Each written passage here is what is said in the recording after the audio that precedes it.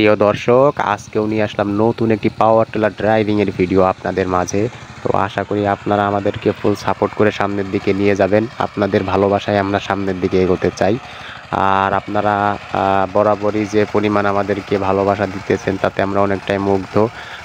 So আপনারা full video continue করতে থাকুন দর্শক।